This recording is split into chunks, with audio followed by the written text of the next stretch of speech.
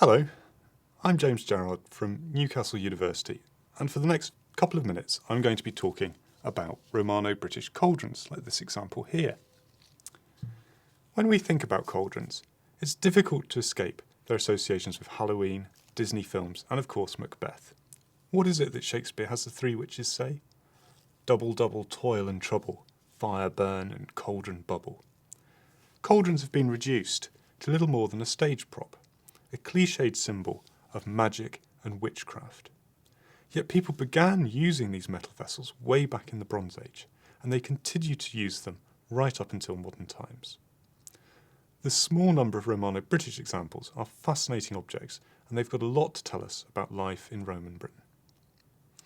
The typical copper alloy cauldron is a vessel with a rounded bottom, an upright neck, and two ears or lugs that are used for suspension. Some types of cauldrons are fitted with rings rather than lugs, and these rings were also used to suspend the vessel. The base and neck can be made from one sheet of metal or from two sheets. If the cauldron is made from two sheets, then they may be joined together by rivets. The vessels can be quite flimsy, and an iron strengthening band is sometimes applied around the rim to provide a bit of structural integrity to the vessel. And on this vessel, perhaps such a band existed and was fixed using these holes. Quite a lot of cauldrons display evidence of use. Some are heavily and carefully patched, and you can see that there is a split in this vessel. That's the sort of thing that might be patched. To patch one of those splits, you'd place a piece of metal over the hole and then rivet it in place.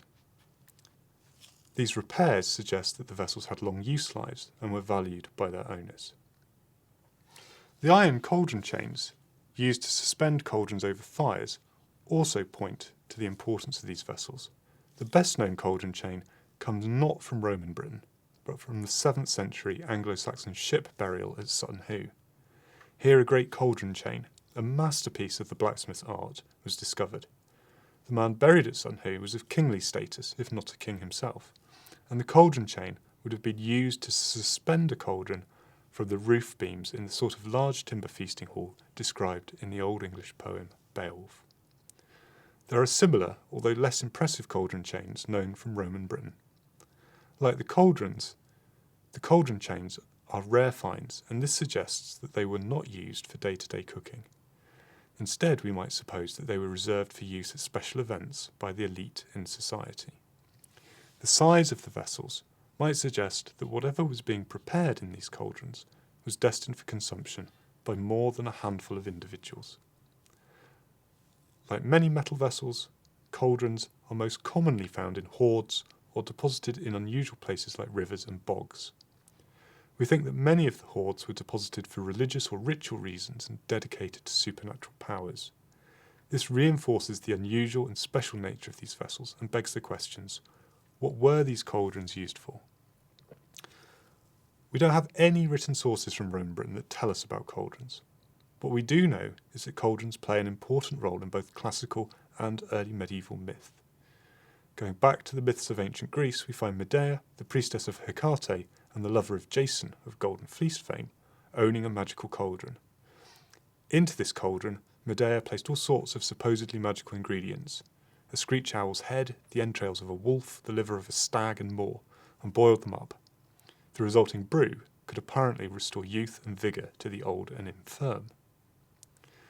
Much later, in the myths of early medieval Wales and Ireland, we find cauldrons of rejuvenation appearing again.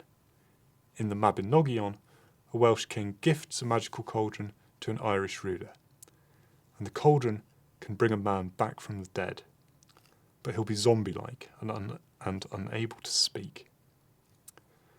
We don't know whether the people who owned and used cauldrons in Roman Britain considered them to be magical. Given the rarity of these vessels, their apparent high status, and the special treatment some of them received when they were buried in the ground, it seems reasonable to suggest that they were powerful objects and that they could have been used in magic and ritual. This brings us right back to Disney and Macbeth, where we began this discussion. Cauldrons are enigmatic and fascinating objects, important in prehistory, worthy of special treatment in the Roman period, and buried with kings in Anglo-Saxon times. The cauldron is a symbol of the connections that people who lived in the past believed they had with the other world. We may not know the details of those connections, but studying objects like this cauldron allow us to appreciate those aspects of life and belief in Roman Britain.